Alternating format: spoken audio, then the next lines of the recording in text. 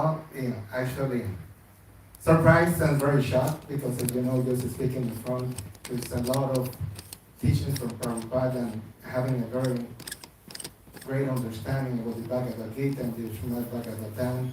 It takes a teacher. So many people have come before you that they have acquired and developed this knowledge. So for us that were in those our infancy stages trying to learn, is certainly we felt honored, but at the same time very challenged. So we're here to just share with you what we have learned, and hopefully with the mercy of Krishna, he can have some compassion on us, but we're excited to share with you today. Thank you. And then just the planning part. So for planning, we kind of meet weekly. Within the first week, we had just kind of we'd set goals every week. So like the first week was just making sure we had our chapters read. Second week, having a few main points, and then we were regularly meeting every week, and every once in a while we would inquire with Dwight Prabhu just to make sure that we were on the right track, and also to get a bit more inspiration.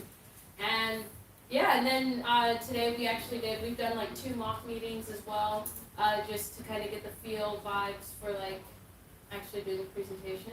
And then Yeah, number 3, what were some of the limitations and the difficulties? As you know, Orlando is very expansive. I live in Kissimmee, so sometimes we couldn't meet face to face. So definitely we had to use the technology and then Zoom. And then sometimes we needed to meet very early or we needed to meet very late at night.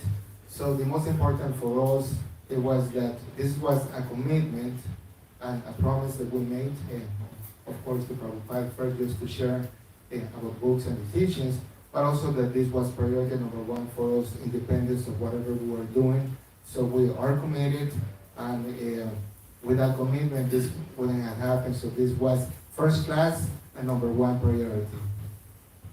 And then lastly, how much did each of the members of our group contribute?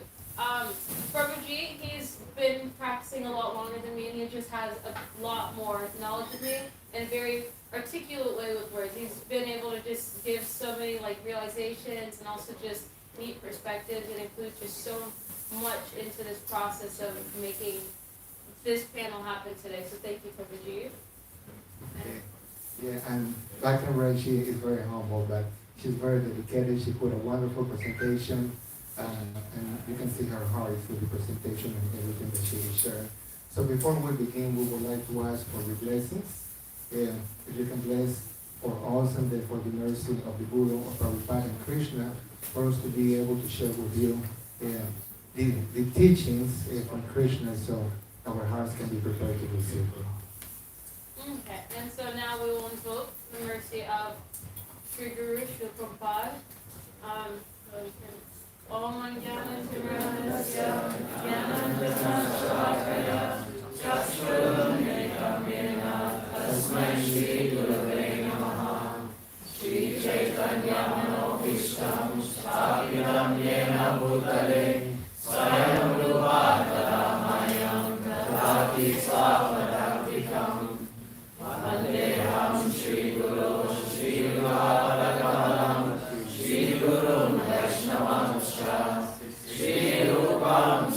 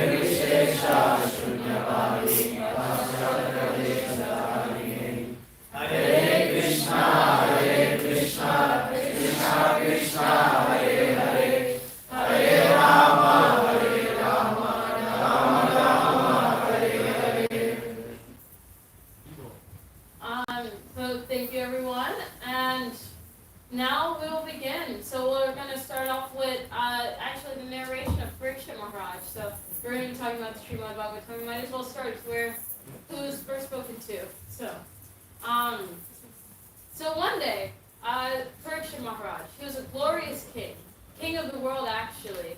He was wandering through the forest after a long day of just hunting, and he had stumbled upon Samika Rishi's hermitage, and he, upon entering, he was not addressed, because Samika Rishi was actually in a very deep meditative trance at that point, and so he wasn't able to address the king. And Parikshit Maharaj, out of his anger, he actually went and he put a dead snake around Samika Rishi's neck. Upon hearing the news of what happened to his father, the son of the great Brahmana, actually cursed Parikshit Maharaj to be bitten by a snake bird and to die within 7 days. Just impulsively, out of his anger. And even his father afterwards had scolded him for committing such an offense to the devotee of the Lord, to Parikshit Maharaj, for giving him such a drastic punishment for such a minuscule action. And then Parikshit Maharaj, on the other hand, upon hearing the news of the curse, he actually renounced his entire kingdom and surrendered to Sukadev Goswami, and thus the Srimad Bhagavatam was spoken. As kind of a summary, if you want to check out the whole thing, feel free to purchase a set of Srimad Bhagavatam here. So there are actually two aspects of this narration that I will focus on today. So the first one being Samika Rishi's son's impulsive reaction, and how to address these emotions whenever we feel them. So yeah, I'll dive into that right now. And then the second one we'll talk about a little bit later on. So anger. Anger is something that we all experience. Somebody might not use their blinkers or cut you off on the road and you'll get the road rage, or just anything. We have interactions with our loved ones. Sometimes we experience this anger just because it doesn't go the way that we want it to. And in the moment, we might say something that's hurtful or mean or just nasty, or instead of going and doing japa, we'll go do some pal japa, or instead of, we'll just say just mean things. And then after giving it a little bit of time, we sit and we think, and we're like, maybe that wasn't important. Maybe that whole interaction, there was no reason for me to feel this angry, to feel this upset. And so I guess that's what we're going to talk about a little bit. So in Nectar of Instruction, actually in the first verse, Srila Rupa Goswami says, a sober person who can tolerate the urges to speak, the mind's demands, the actions of anger and the urges of the tongue, the belly and the genitals, is qualified to make disciples of the world. So this part that we're going to focus on is actions of anger and urges of the tongue, because the tongue can be controlled with prasadam, yes, but it's not just the things that we intake, the food that we take, but it's also the things that we say. So immediately upon hearing that his father had the snake around his neck, Samika Rishi's son he acted immediately, impulsively, and cursed Parikshit Maharaj to die within 7 days. Whenever you get angry at someone, is it ever a good idea to just react immediately, to just immediately just say the first thing that comes to your mind? No. So what is a good thing to do if you get angry at someone? What is the proper way to handle this type of situation? Anyone? Any difference? Respond rather than react. Respond rather than react. Could somebody get a microphone over there? Microphone? Oh, nice. Okay, we have one. Nice. Avoid reacting. Just avoid reacting. Instead of react, we respond. But of course, before we can respond, we need to reflect. Yes. Anyone else? Shresh Prabhu? First, we need to hold for some time. Whatever you wanted to say, just be calm and then just be there for at least for count number 10. Yeah, of course. Always. Then you want can accordingly wait. Yes, Bridget, you both of you hit it spot on. We give it time, we reflect, we wait for a later word.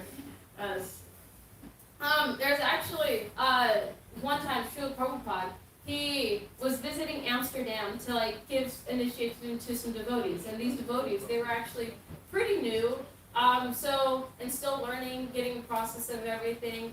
And in this whenever you're learning, you're always bound to make a bunch of mistakes.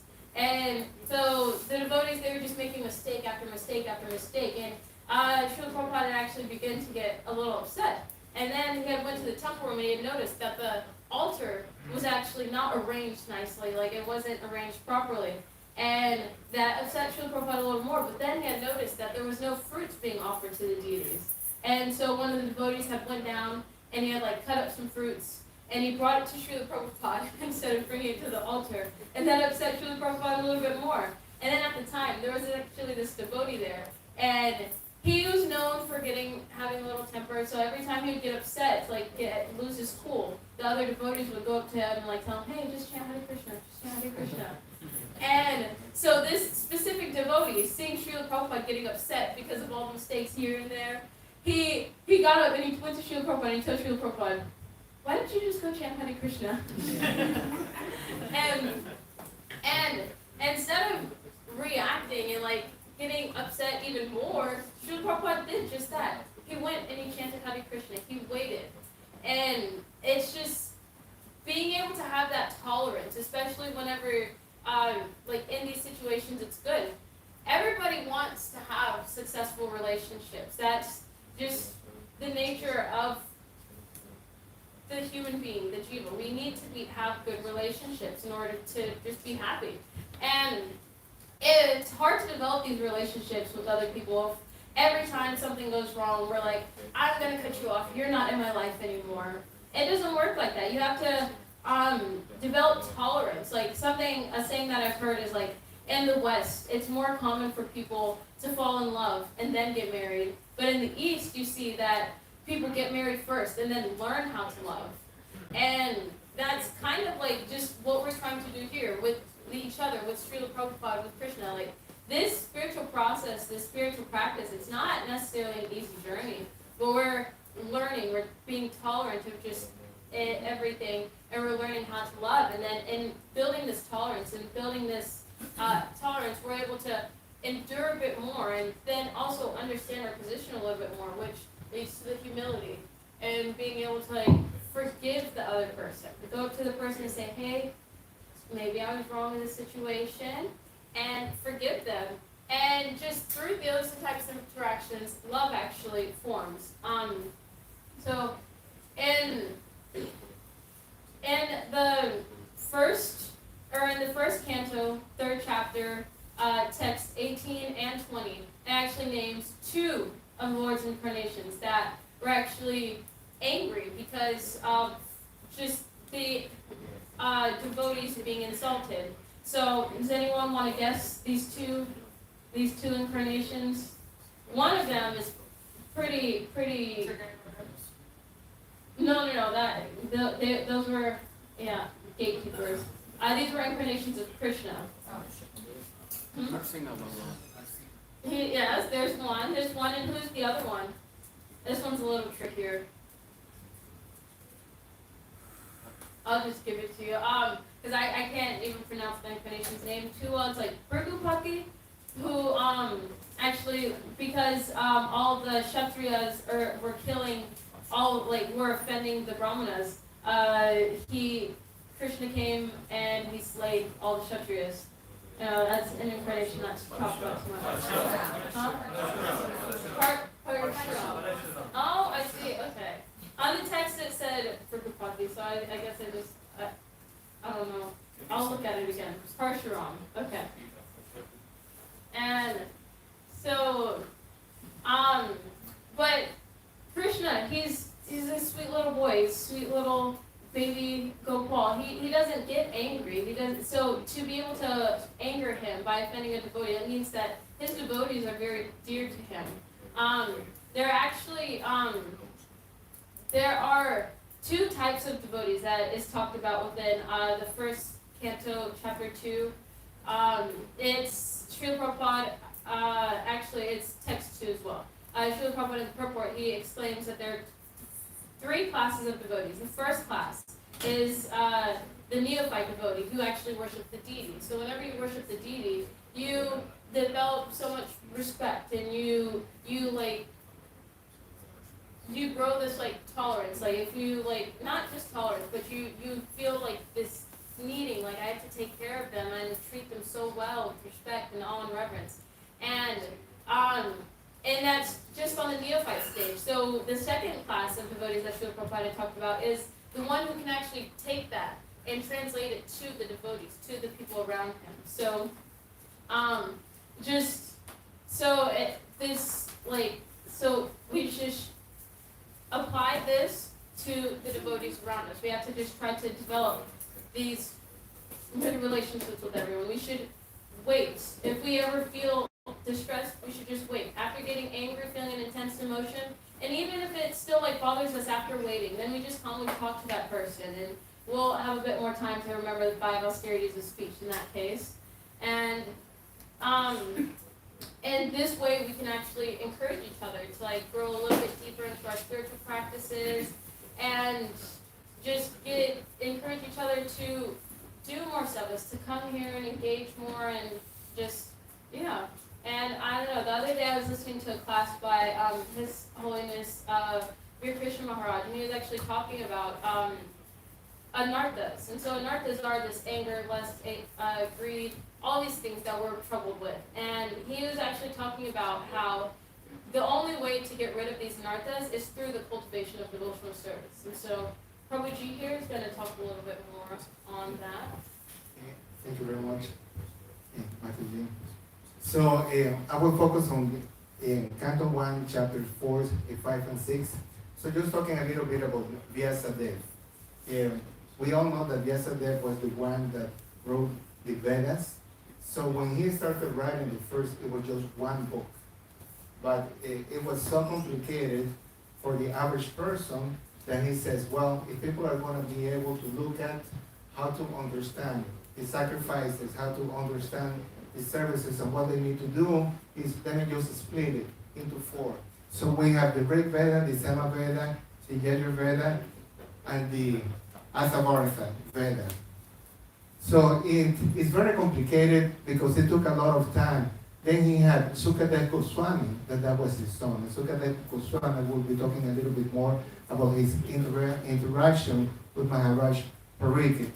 But just imagine yourself that you are writing all of these scriptures that's going to change your life and it's going to connect you with Krishna. So are there any doctors, engineers, lawyers, professionals in the room, or are there any students? Raise your hand. Okay.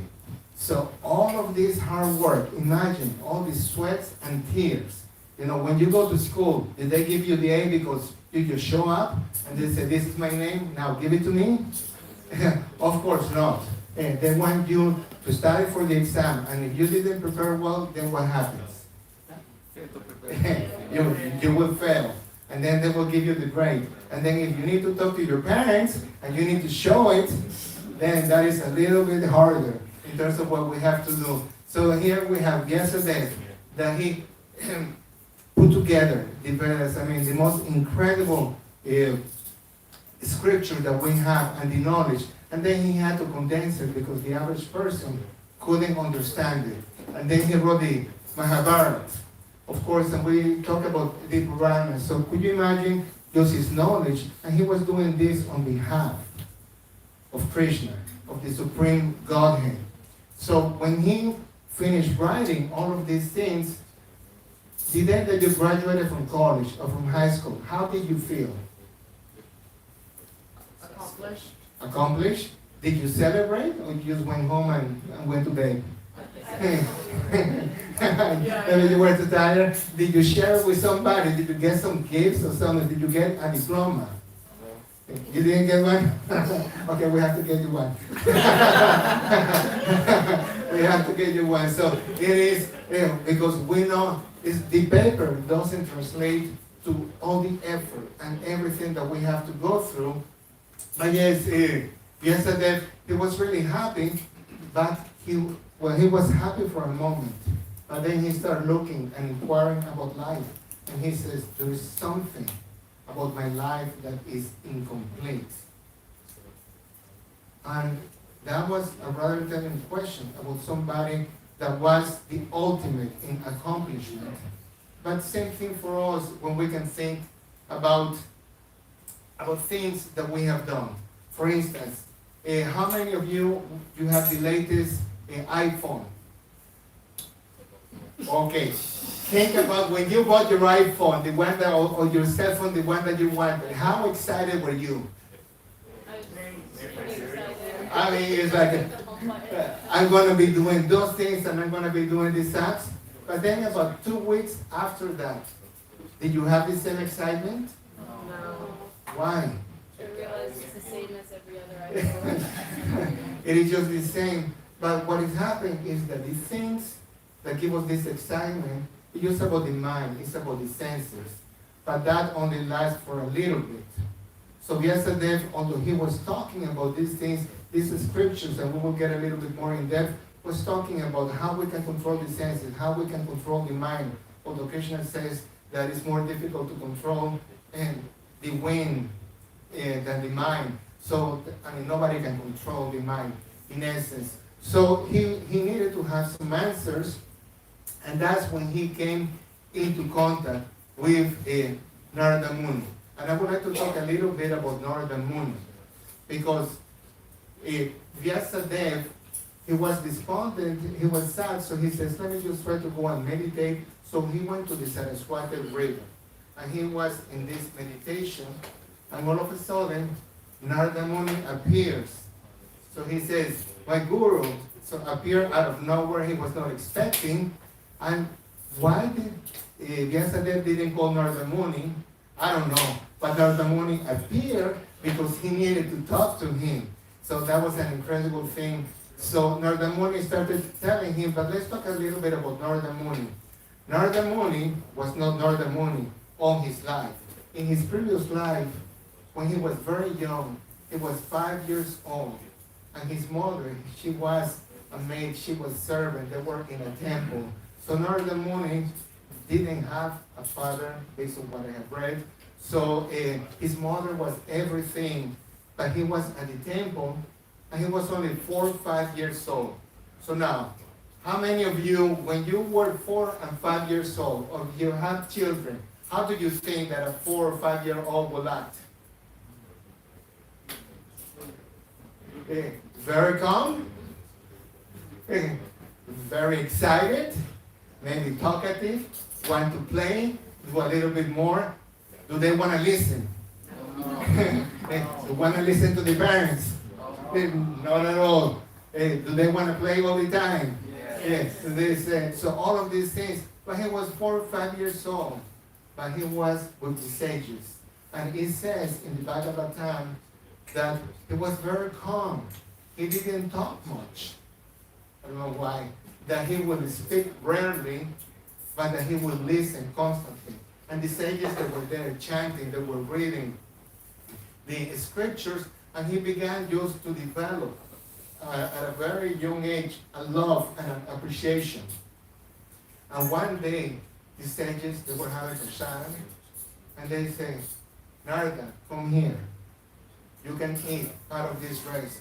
So because he didn't eat if it was not asked, so that little prasadam, it did something to him that it changed his heart. So not only it was the physical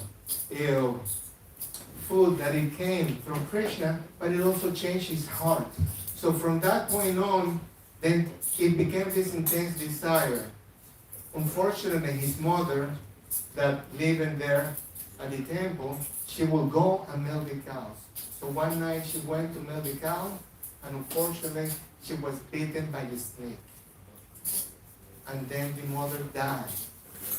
So Narada Muni, he didn't have anybody else. So he was in the temple, the sages, they had already left. So he says, okay, I don't know, maybe he was a couple of years older, but he decided to start traveling. And he says, I need to find Krishna.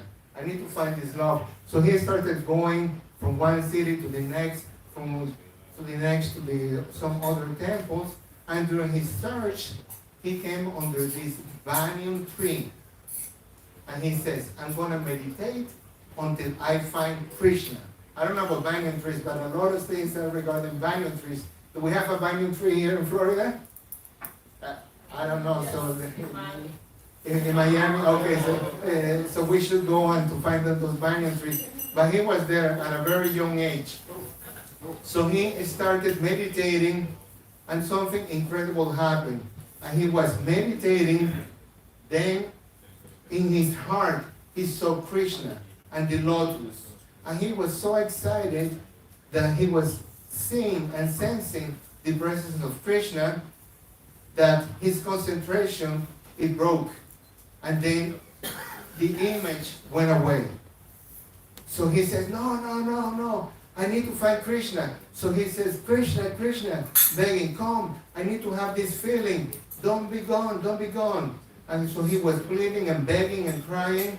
So then he heard the voice of Krishna. And he said, Narada, you will not see me again in this life. But you need to dedicate your life to me. So in your next life, you will be a devotee and you can cause a lot of impacts. So he was heartbroken, but at the same time, he had some faith that he says, okay, I have seen the Lord. I need to be a devotee. My question to you is, how many of you came to the Krishna temple or to the Bhakti house by yourself? Were you? Okay, one. Okay, very good. So the majority of us were brought by somebody.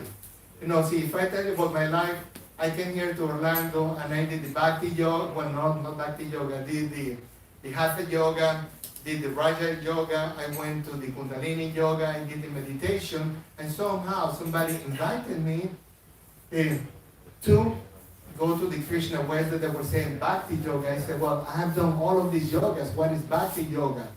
So I went there to the Bhakti yoga and they started talking about the scriptures. And they said, why don't you come to the temple? So I said, you know what? I will go tomorrow to the temple. It was on a Saturday. So when I came here, so I said, okay, this is not, okay, there is a nice yard and things. So I came here early and people were dressing differently. I said, all right. And then people were speaking a different language sometimes. I said, okay. So then we started chanting.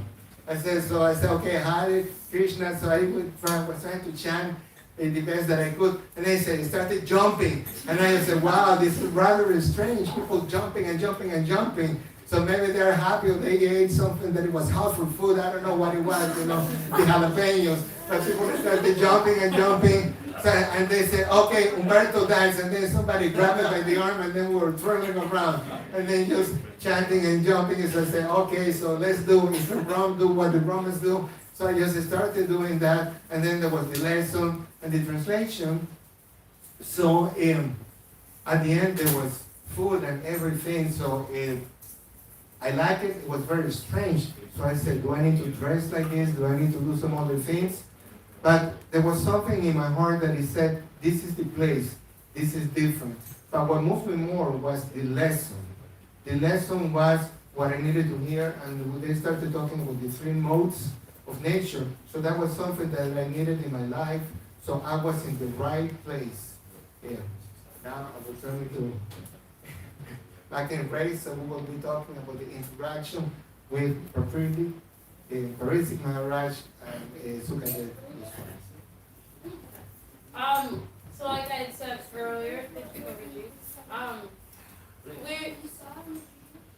there are two aspects of the narration of Sukadev, of Parikshit Maharaj and Sukadev Goswami that we'll be looking at. And so the second aspect is Parikshit Maharaj's surrender to Sukadev Goswami after facing an injustice, and then the compassion of Sukadev Goswami as the guru.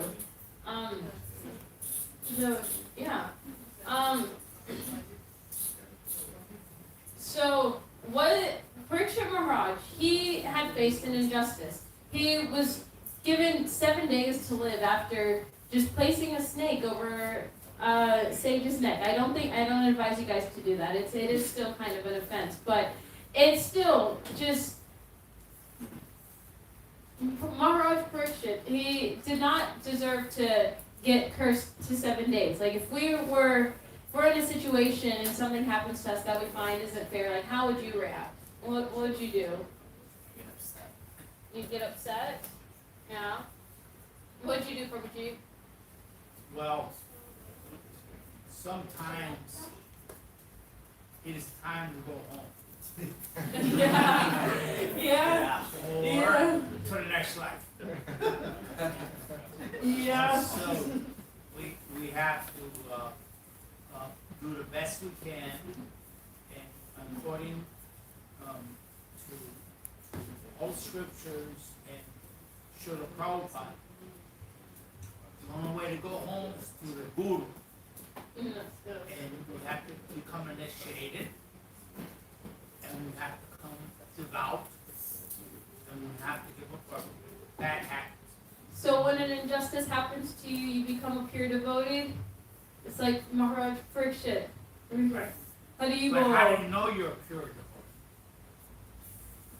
So, So Prabhupada, Oh. Prabhupada says, put yourself in the best situation, in the best circumstances, so at the time of death, when you are going home, and the heart's kicking, and there's cancer, diabetes, or whatever, you have the best bet to go home.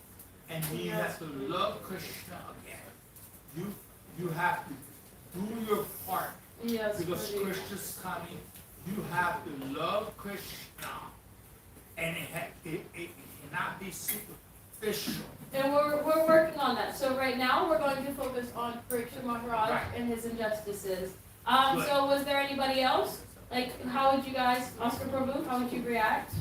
I would try to find a loophole around the curse. A loophole around the curse? I see it. So what if it's not necessarily a curse? What if you're just sitting there and like you're in a situation and you're just like, I shouldn't be treated like this, or I feel sad, this isn't right. You'd still find a loophole? No, I would think to myself, how would a devotee react to the situation? I see. Well, we're gonna tell you how. Oh, Kailash Prabhu. The first thing, Mataji, that like when we say injustice, everyone wants justice, right? Yeah. So we'll look for where we can get justice. Oh, that's Yeah. yeah. No, it is. We, like you said, we look for it, and so we ask people, we go see a psychiatrist, we go ask our friends, we go ask our family. Usually, they all don't have our best interest at heart. Like psychiatrists, they just want our money. Friends, they do have our best intention to some extent. They just usually do it to make you feel good. Like you come to a friend, you're like, oh no, I'm so sad, and they're like, oh, that person's so wrong, and this and that. They'll support you even if you may have been wrong in the situation. I don't know, like family sometimes I don't know. It's actually, Prabhuji was telling me a story earlier of just this guy in India, and he had a family, and he would always do so much for his family, for his children. He would always give them everything. And it was just always so nice. And then, like, whenever he got to his deathbed, all of them, they weren't concerned about his health. They didn't care about him. They just wanted to know how his wealth was going to be distributed. That was their only interests. And, I don't know, but Maharaj Parikshit, he sought out someone who genuinely did have his best interests at heart. Sukadev Goswami. And Sukadev Goswami, like Prabhuji was talking about, he was the son of Srila Vyasadeva, who is Krishna. And so he was a pure devotee. He already knew everything. He already knew the Srimad Bhagavatam. Maharaj Parikshit could have went to Sukadev Goswami, and Sukadev Goswami could have said, oh, it's okay. I already know it. I don't have to share it with you. And he could have told him no. But Sukadev Goswami, he found this Srimad Bhagavatam. He found just this Leela with Krishna in it, just this literary piece of work. He found it so relishable that he actually shared these qualities. Like it was like overflowing with him. He couldn't help but to share it with Sukadeva Swami or with Parikshit Maharaj, especially because Parikshit Maharaj had asked in the perfect way. So whenever seeking these spiritual teachers, like seeking a guru, seeking Srila Prabhupada. It's honestly, it's so simple. Srila Prabhupada here in Canto 1, Chapter 2, Text 2, in the purport, Srila Prabhupada says that the spiritual master accepts only the serious inquirer as his disciple. So all we have to do is seriously inquire, and usually, like if we're pretty beaten down, pretty distressed, really want help, we sincerely ask Srila Prabhupada, help me, guide me to just where I'm supposed to be. And we just, as we ask sincerely, then Srila Prabhupada will give that guidance, because just the spiritual master is so compassionate, and they have just so much compassion. And you can see, like, after Pariksha Maharaj had faced that injustice, he went to go ask somebody who had his best interest at heart. As well as in the first canto, you see the sages, they go to ask Sutta Goswami, just because they were concerned about just the state of the age of the people in the age of Kali Yuga. And even before starting to speak, the sages or Sutta Goswami, he had said, like, he had said his prayers. He had said, "Let me offer my respectful obeisances unto Sukha, the spiritual master of all the sages, the son of Vyasadeva, who, out of his great compassion for those gross materialists who struggled to cross over the darkest regions of material existence, spoke this confidential supplement to the cream of Vedic knowledge, and after having personally assimilated by experience." And just this, like, the fact that Sutta Goswami even had to, like, just pay his obeisances to his teachers, because there's just so much compassion in it. It's just, we don't even know how much they're benefiting us, how much they're helping us. And one of the purports, Srila Prabhupada, he talks about how in this material world, it's like the example of the camel who goes and he relishes on the thorny twigs. He keeps biting them because he likes the way the twigs taste mixed with the blood in his mouth.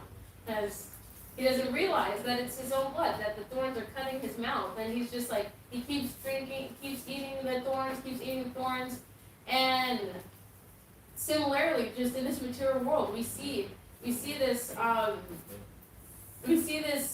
blood that we're drinking, or that, like, the camel's drinking. We see it as honey, and we don't realize that we're actually cutting ourselves and harming ourselves. And the spiritual master is so merciful that he opens our eyes. Just all we have to do is ask. All we have to do is just ask for help. I know, just in coming to the temple, I've been here for like a year and a half now, and I know just in being here, there have been, it's not always a perfect journey, and there have been times where I've just, like, been temperamental, and I've acted just angrily and just not so nicely to other devotees, and just because of this, like, I shouldn't be here, like, I shouldn't have the opportunities to come up here and engage in so much service, just because I've just committed, I've been very mean to some people sometimes, but still, Srila Prabhupada and the other devotees, they've forgiven me, and they've allowed me to stay here and be able to serve, be able to sit up here, teach you guys. They've allowed me to be able to help organize Bhaktiyatras, or like do like cleaning the bathrooms before the Sunday programs, or just like sweeping the temple. They allow me to just stay here and just constantly do services all the time, and it only increases with the time, and it's so merciful, and it's so just, we're really indebted to Srila Prabhupada, just how much, like, how he's sacrificed so much just so that we can be here, so that we can make all of these mistakes, and so that we can constantly learn from these mistakes, and how he's constantly looking out for us. Like,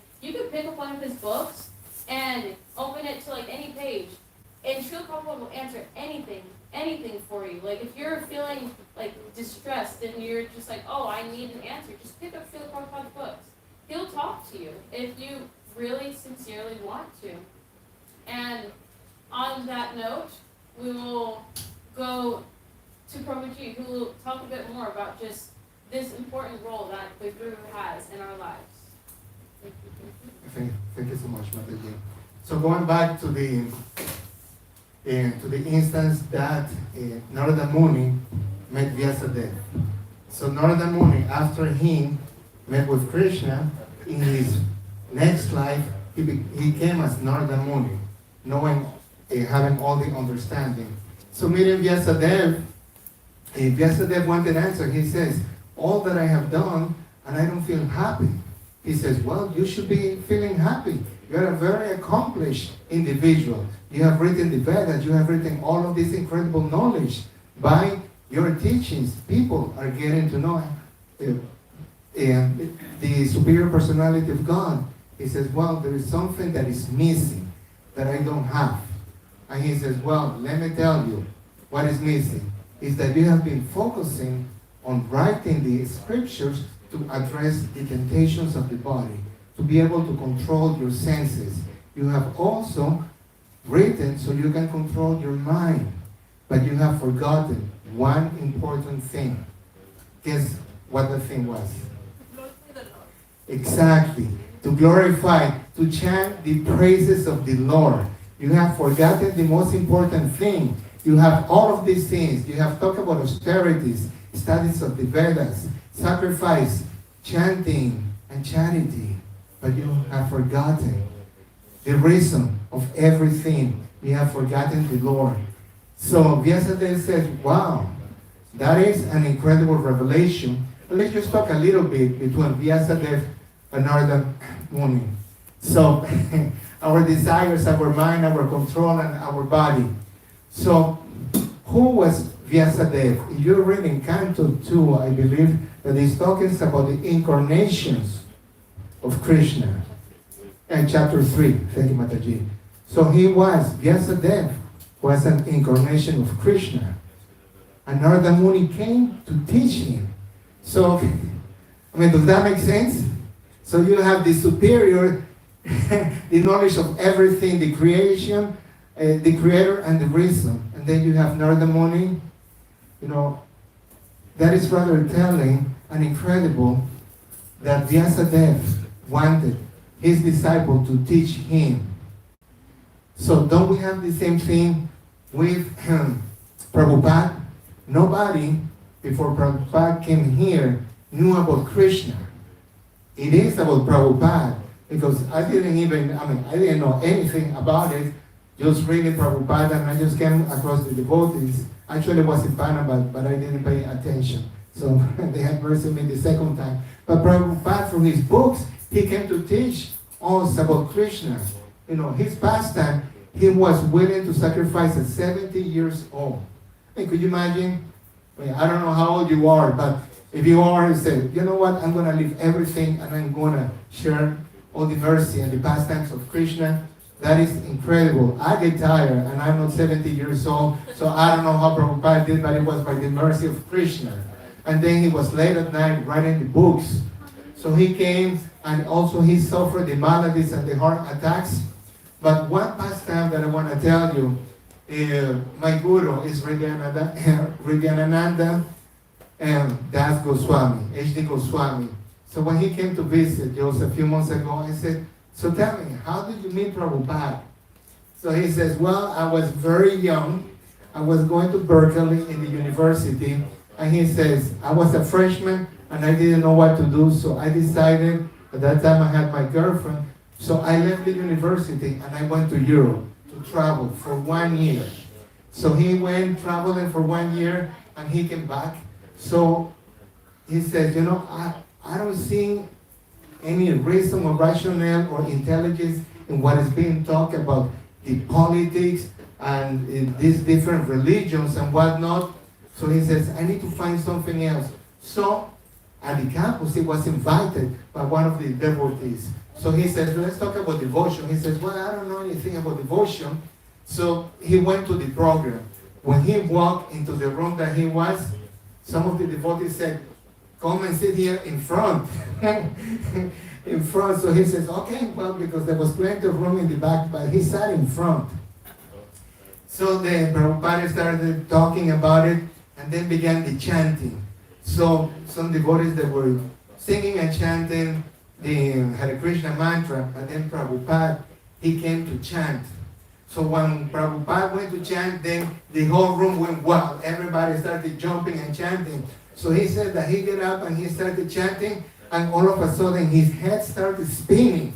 He said that it was a surreal experience, that he didn't know if it was in the room or what it was happening. Something happened, and he was chanting and chanting and chanting, and then the whole thing finished, and he says, something happened in my heart because of the devotees and the chanting and to meeting Prabhupada, that at that time he wanted to know a little bit more.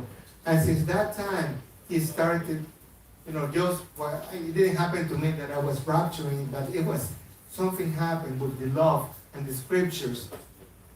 So he says, the next thing I wanted to know a little bit more. So how do we get to know more and chanting the names and the Krishnas and the devotion? So when I came here, then God I said, Humberto, why did you come here again? I said, okay, Prabhuji, I come here, and he said, we need some service. So the following, probably 2 or 3 weeks, he gave me some time just to get acclimated. So 3 weeks he said, well, I have some service for you. So we had already finished the chanting, and he said, yeah.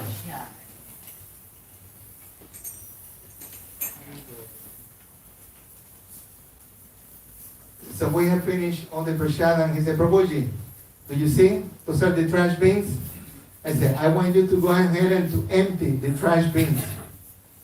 So it's like, I don't know if he needed to tell me twice, but at first I was not listening. He said, like, trash bins. It's like, Prabhuji, sure, can I do something else? I was thinking. He said, Prabhuji, you need to do the trash bins. And not only that, I want you to do it today, but every time that you come to the temple, that is your job. I said, oh, okay. I said, all right. So I said, let me just try to make sure that I can pick them up. And sometimes they were heavier than others. So anyhow, so he didn't even have to tell me. So I knew that after everybody finished with the delicious prasad, my job was, with the trash bins. And then he said, Prabhuji, I want you to mow the grass. I said, well, I don't know, we have one of those manual mowers. This is a big yard. I don't know, it's gonna take me forever. So he had, at that time it was the gas, it wasn't the electrical one. So he said, you need to do that, but come at a certain time. So I said, okay, well, so I get a little bit of sun and the air. So I said, you know what, let me just chant. So I started chanting, while I was doing these things, because it was like an hour and a half or 2 hours. So I said, let me just chant. So I started chanting. I said, I killed a whole bunch of ants in there, so hopefully they went, I said, I don't want to kill and have that on my karma. So I started doing that, and then they said, well, why don't you do a little bit of service? So the first time doing service, there's certain steps and things. So Sridhanjali Mataji, he said, this is what you do, Prabhu. So after we finished doing the service, so we needed to clean the cups and everything. So he said, no, you clean it in the sink. Well, I dumped everything with the lighters in the sink. And she said, Prabhuji, no, the lighters, they cannot get wet. I said, I'm sorry, Mataji. It's like so many things happening. So little things. So what is the point? The point is that if you love something, if you love your mother, your children, your boyfriend, girlfriend, your parents, you do things for them. So if we love Krishna, he says that we need to be servants of the servant, of the servant, of the servant. So for us to be able to have this love, at least in my own experience, and I have talked to other devotees, is through the service. Because when we have the service, and we all have talents, then the other thing was, okay, dressing Prabhupada. I didn't know how to dress Prabhupada. The first time, it took me like 3 hours. I think I said, Prabhupada, forgive me for the shower, because I was just sweating so much that the sweating, it's like, so I was just saying, like, I didn't know it. I said, forgive me, Prabhupada, because I was sweating, and the air conditioner was full blast, and I was sweating. So I said, just forgive me. But little things that they come into place. So the bottom line is that we need to engage. Now, my question to you is, what are some ways that you think that you can get engaged serving the devotees and Prabhupada? I have a question. And we'll have questions later when we finish, but we are just... Did you meet Srila Prabhupada personally? I have not met Prabhupada personally. Okay. But it was my guru. Okay, then I misunderstood. No, it was my guru. My guru was telling me. My guru Maharaj, Hridayananda Das Goswami. Yes. What was the question? Yeah, the question is, what are some ways that we can serve the devotees, that we can serve Prabhupada, and that we can serve Krishna? Abhi? You can still Srila Prabhupada by distributing his books. Distributing the books. Very good, because I mean, it took a long time. What else are some other ways? We can help the devotees by helping them distribute Prabhupada's books. Okay, so we can come with that. Okay, because sometimes it's a little bit intimidating, correct? So when you go with two or more, yes. And what else? Finish? We can have like a small garden here where we can have Tulsi Maharani Okay, yes. and like so because maybe she's very dear to Krishna. Yes. So all the flowers here will also be happy. The nice garden is going to Tulsi. Beautiful flowers. We Okay, can, okay, sorry, one more? Okay, and one. One question. Okay, can we have, we're just answering questions. Yeah, yes. No, maybe talk to 5 to 10 people. Okay, okay, so Spread the word. Yes, Spread the word. it's spreading the word. Maybe mopping the floors, maybe doing some other things. So, just to summarize, that Vyasadeva, he was very fortunate, although he was Krishna himself, but he had mercy on the disciple. So for us to finish is through somebody we were taught and we came into the temple. And through them helping us to change our hearts. Because we can know all the scriptures, but the most important thing that Krishna is saying is to relish our heart and to chant the pastimes and to have our heart, our devotion. Bhakti yogi is about serving. Bhakti yogi is about loving Krishna. Bhakti yogi is about sacrificing our time, about sacrificing everything that we have for the glory of Krishna. And I will turn it back One more to question. Thank you. We'll be taking questions just in the end, Prabhuji, but One more question. Shortly, we'll take questions, okay? We'll do, just some summaries really quickly. So I guess just from this panel today, just talking, I think something that kind of just really stuck out to me is that, the qualities that I talked about earlier, just like tolerance, humility, and then love, these are something that is really encompassed just in our spiritual masters. They have tolerance, they want to teach everybody, and they tolerate the fact that like students are new, they don't know, so they're learning. And they have this humility as well to where they want to help, they want to serve us, and then they just have so much love for us, and to a point that like it spreads to us and kind of spreads to our community, spreads to Srila Prabhupada. His love is through his books, and he has shared it with our community, and we like all come here together every Sunday, but then we also started meeting, like gathering Wednesdays, Saturdays, and we've started gathering together like once a month for Harinam. Like his love is really emanating just through all of his books, from his books to here, from him right there to here, to all of the devotees here, and it's very nice to see. So these are just qualities that we should all work on, just developing, so that we can further share this love that Srila Prabhupada is sharing. Thank you so much. One of the things that we, from these scriptures, is that we had Maharaj Parikit and we had Sukadev Goswami. So always there is the parampara that we have through the disciplic succession, that we have Vyasadeva and Narada Muni, that we had Prabhupada, that he came and he taught this incredible science. So for us, is at first when I came in here, I thought that I could understand everything by myself, but it doesn't happen that way. We need the mercy of the Guru, that is through the Siksha, but also through the Diksha. Through coming here, and we can see other disciples that they are able to inspire us, so young but so devoted. When I come in here and just willing to serve, that is incredible. At whatever age, the other thing is that there is not a perfect time to get to know Krishna and to know about wherever you are, you say, well, I am now in my 60s, I already have my kids. No, this is the perfect time for you because you're alive today. If you are 10, this is the perfect time for you because you're alive today. So Krishna will give us opportunities, and many, many opportunities that we have.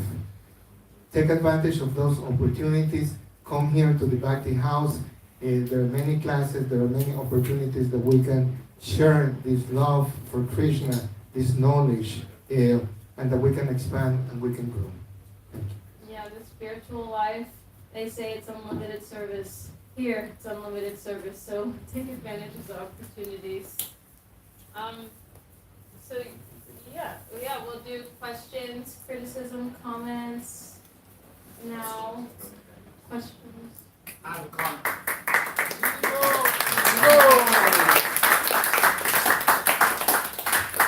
I have a comment. Yes, Prabhu. Yes, please. It's very professional, very beautiful. Very professional, very beautiful. I'm a long time devotee. Been around a long time. I ain't nothing. But I really respect that man right there. And his wife for taking this up. Because we didn't really have an Orlando temple. I respect them with all my heart because there was no other place to go. And when I get lonely and I get scared, I know that I have a temple to go to. And at least I can see the deities. Maybe sometimes dream about them. And maybe I cry a little bit. But I really love them. And I really thank them for taking up the opportunity, the management for doing this. Hare Krishna. Hare Krishna. Thank you so much, Prabhuji.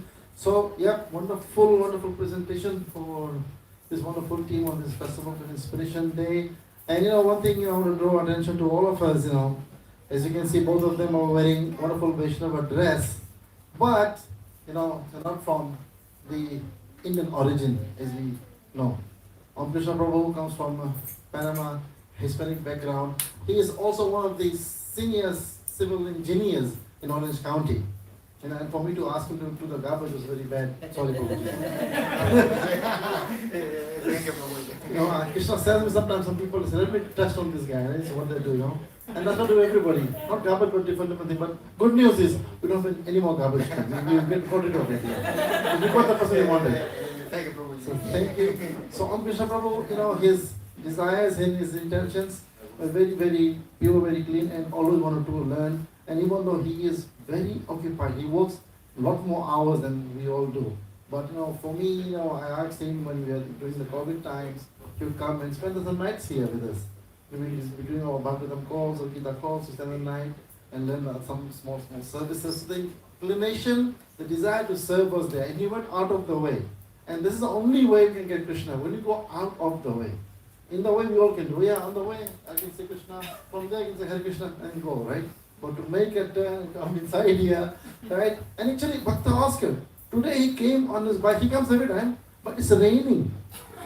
He got wet, and yet he came and gave some nice good donation to the Lord too. So this is what counts, you're going out of the way. So I'm coming from a Hispanic background, we also have Mayapur Hispanic background, but taking a Krishna consciousness so seriously, that is what is counts. Right? So thank you, Prabhu, for giving your life to Srila Prabhupada and to Guru and to this wonderful presentation. Actually, you gave a wonderful presentation. For the first time I heard like this speaking. So, and guess what, right? You're going to be involved more, getting more involved with different groups, different teams, presentations. And this is what is going to inspire all of us who come here. We come here to do what? Let me see. One thing you think, I want you to come here to do what? No, not serve. Not serve. Serve is a very general answer. No. Associate? No. Become Krishna conscious. No. No. No. To inspire. It's all, sorry, Pesado. yes, after that, after doing everything. After doing everything. Everyone who comes here, what do you think is my desire to see? Go back To meet home. folks. Come again? Go back home. Be a family. No? Be happy. Be happy. Yes, Mataji. So that we can all go back to God. Yes, we will go back. So, Mataji, what is that? Hopefully. To make one. Anyway, make it shortcut. I want to see you there, sitting. So everybody, I will ask you in different nice ways. That is considered of throwing the garbage. The garbage service and this service is no difference. Same thing I asked Om Krishna to do garbage one day. It was not for me to tell him to do work or seva. One day I asked him garbage, next day morning alone, next day something else. I was just telling him to say yes to everything. So when I asked him to give class, he said yes, Prabhuji. So everyone here has to learn how to say yes to a service, not a difficult service, and a service that will be also be given training towards it. So that's what he did today, and it was an amazing service, and I loved it, and we want to hear more about it.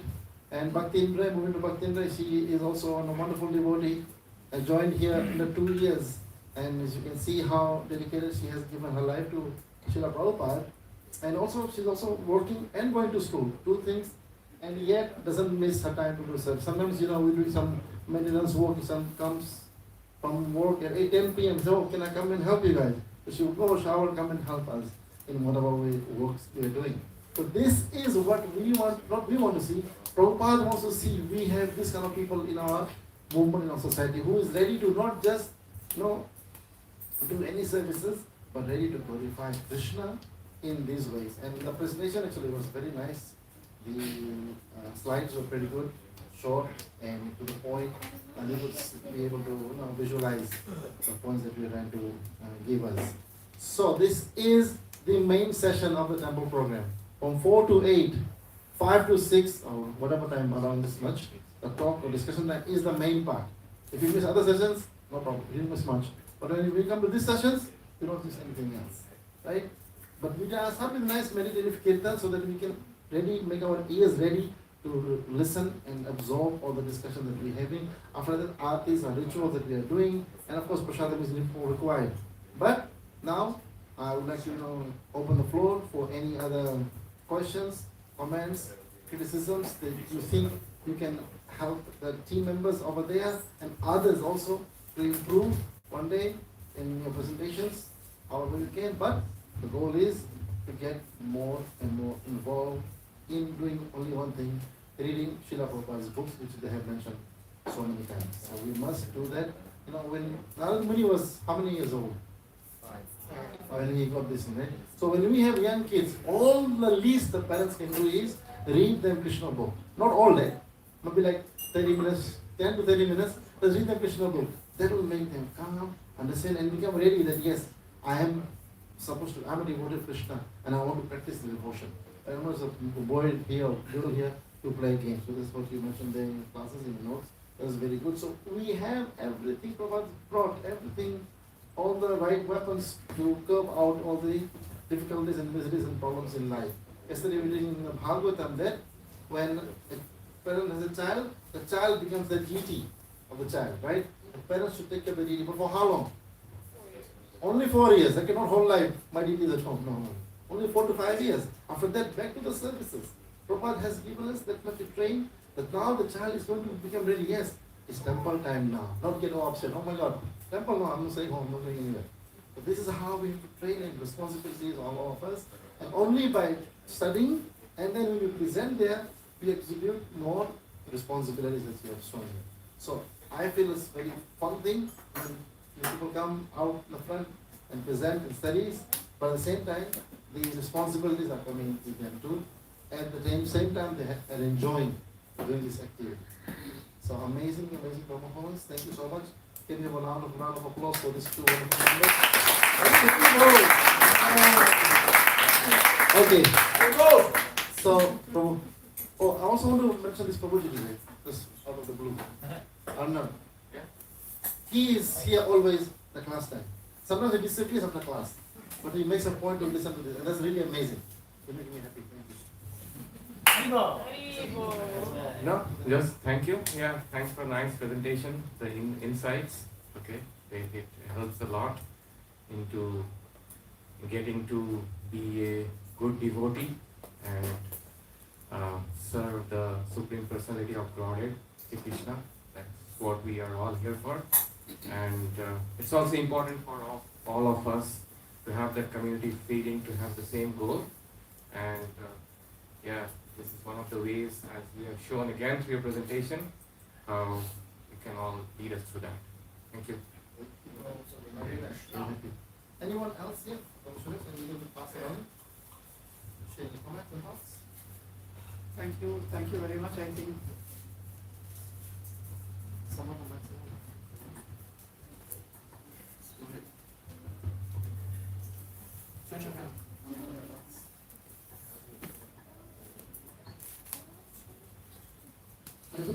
Jai, go for it, go for it. okay. So it was so nice and crisp and clear. You did not have any lengthy slides, lot of things. What the main key takeaway for me in the last 1 hour session was, how do we maintain the successful relationships? 3 bullet points like tolerance, humility, and then love. That was a key takeaway. And the second one, how to surrender our desires, mind, control, and our body. Very well said. Thank you so much.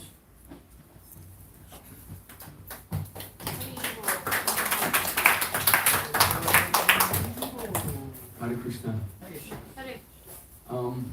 It's nice to see that devotees are trying to become preachers. This was from part 1. He wants everyone to be able to preach, to spread the message of Chaitanya Dev.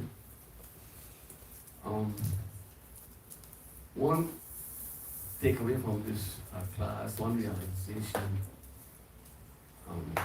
is that I have is that Parikshit Maharaj, he could have asked for forgiveness, but he did not. He accepted Krishna's will. He took it as Krishna's will, and he accepted it. So, as it's kind of set as an example of a devotee, how we should respond to situation. He did not react to Sri Rishi's course and performed the course, but he accepted it. And he took the opportunity to prepare himself for that. So, there are lessons that when we know that there are times when then we should try to give up our attachments to material things and attach to Krishna somehow or the other. So, nice presentation, Hare Krishna. Oh, thank you.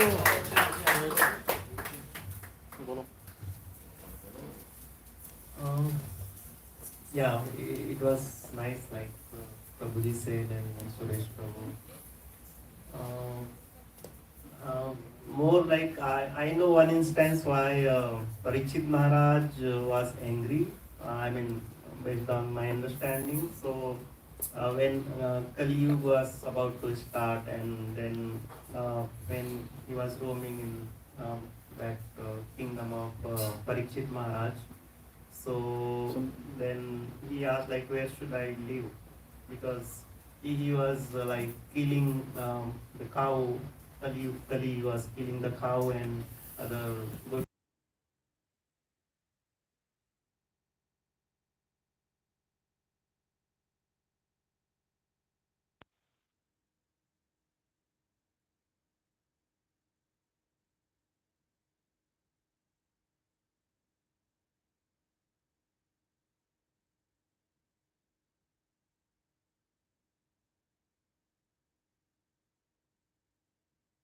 Was in the forest. He was wearing that gold crown, and that's what Kali changed his mind. And I think that is why he got angry and he put a snake on his face. Thank you. Thank you.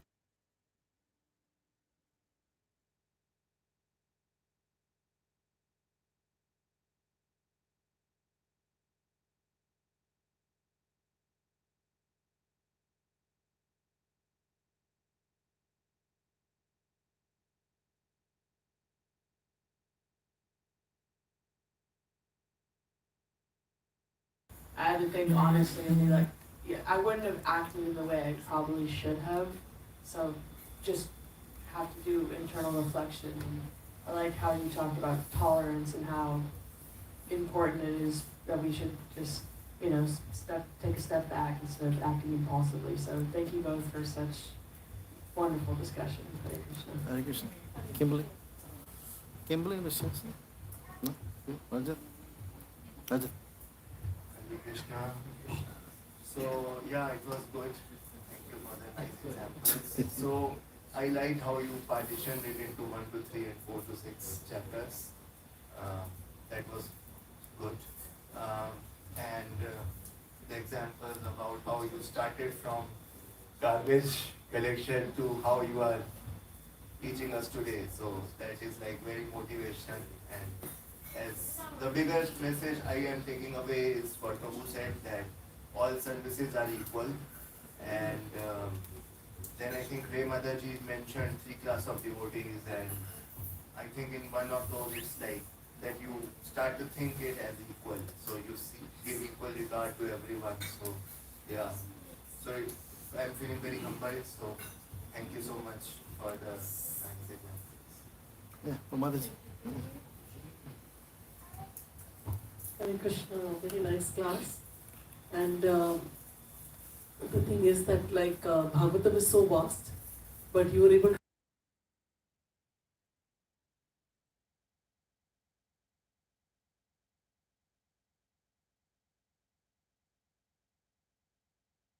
of that, you know, like I feel that when you read Prabhupada's books, you really have to have a very free mind, you know. But when some health and other situations come, then, you know, yeah, mind has to go into that. But I really liked, like, you know, when the class becomes hilarious and the devotees are smiling and talking, that's very soothing for people who come, because especially Prabhuji, he has a very nice sense of humor, and we didn't know about it for so many years. But today, we discovered it, and I like that Dr. Prabhu said that, you know, you'll be coming for more this thing. So we look forward for humorous classes connected to Srila Prabhupada. And Ray Mataji is always, you know, so young at this age. And I always visualize her like my elder daughter. And, you know, like she could be right now going to cinemas and doing many other things, but she's dedicated her life here under the guidance of Dwapar Prabhu and Mataji. And you know, like at one point somebody was making here about that, you know, like we have a Guru Maharaj who's our Diksha Guru, and then we have like Dwapar Prabhu as a Shiksha Guru and Mataji. So sometimes our, you know, like like Diksha Guru is not approachable, you know. So we have to think of our Shiksha Guru as like our Diksha Guru only, you know, because we need guidance always like that. So we are really happy, and I really like one point Prabhu said that if we didn't have this temple, I don't know Prabhuji's name in the yellow. Bhakta Oscar. Bhakta Oscar. Okay, we have another Bhakta Oscar there. Yeah.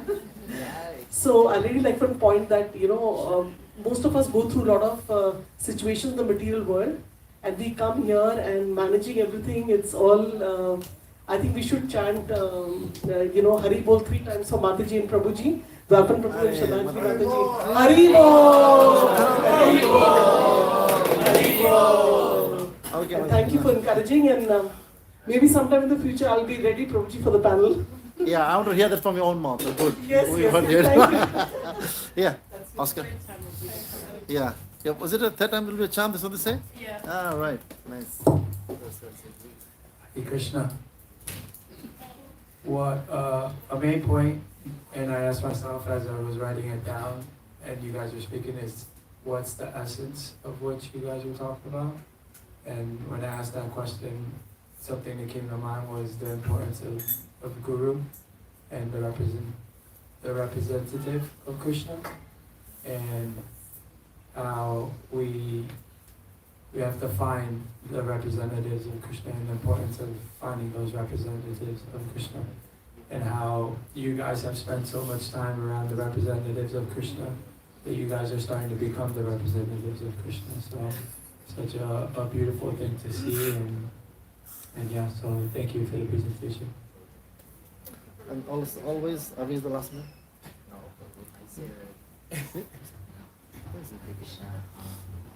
So, really nice presentation. It was an upgrade from last time. The PowerPoint was on point.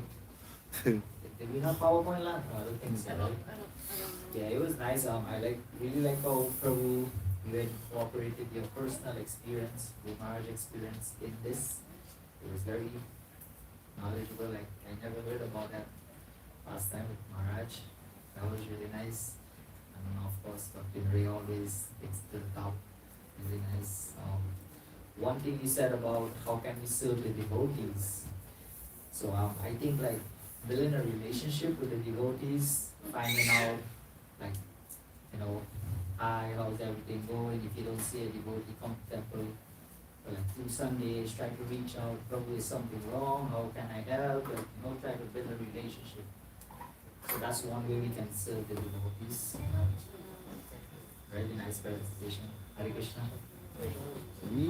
So nice, really nice, yeah. Actually, the point of, cooperation, Prabhupada mentions on how to cooperate with each devotees. Sometimes it happens, it becomes too late now, problems happening, and they don't want to cooperate, like Parashut Maharaj and Swami Krishi, right? Is a point of, point of what? Something? No resolution, something like that, right? Anyway, but this is what happens when we are getting the opportunity to work as 3 people. If one person is to give the talk, it's not very difficult, right? I'll do a talk, even if I maybe say no problem, someone correct me, I'm good. But to work with 2 more souls, it is not going to be easy. So that's why we have the training right here. The cooperation shouldn't be waited until some problems happen. Let's cooperate to discuss the stories about Prabhupada and whatever the guidance you have been given by me or somebody else. Let's work on that. That's the real cooperation to start from. When this is happening, the training of cooperating with among the members is happening at the same time, right? And when the later problems happen, we already trained up. Oh, this is not a big deal, we'll figure it out, Something happened, we can do it. But this is the best way to start cooperating, by doing something first for the glorification of Srila Prabhupada and for the service of Prabhupada. This is why, I feel that we are connected better in terms of understanding, okay, Krishna Prabhu has a different timing, Ray has different timing, I have to wait till early morning or later in the night to do our discussion. But that's the cooperation, we have to do it. Because we're doing it for who? Not for me, not for you, for the pleasure of Prabhupada. This is how one point I thought about them when he was talking about it. This is the better way to start cooperation rather than waiting for a disagreement and say, okay, it's not going to happen, it's never going to happen. And like I'm happy to say, Mataji said, yes, something called from you inside that, yes, I will do it, and now you did it. Sort of, when I tell someone to do, it may be kind of pushing sometimes, or you don't feel ready yourself, but now you feel yourself ready because you understand the connection of the service to Srila Prabhupada. So thank you very much once again. Anyone else has any issue? Otherwise, we can start with Gaura Arati. No questions or anything? Any criticisms? Oh, yeah, any criticisms? Perfect. Perfection. Okay. What the meaning? Bhakti always has criticism.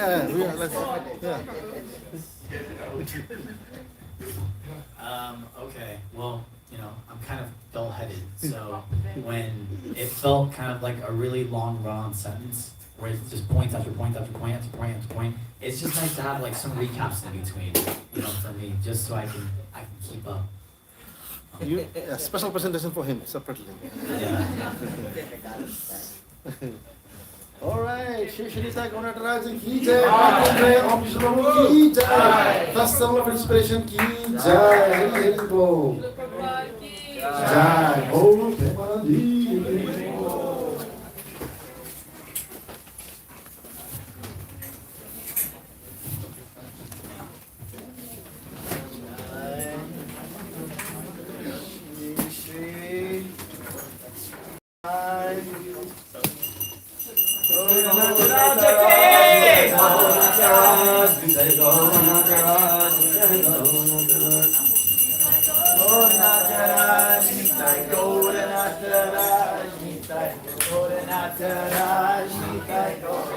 Nitai Gaunataraja Bhagwan ki jai.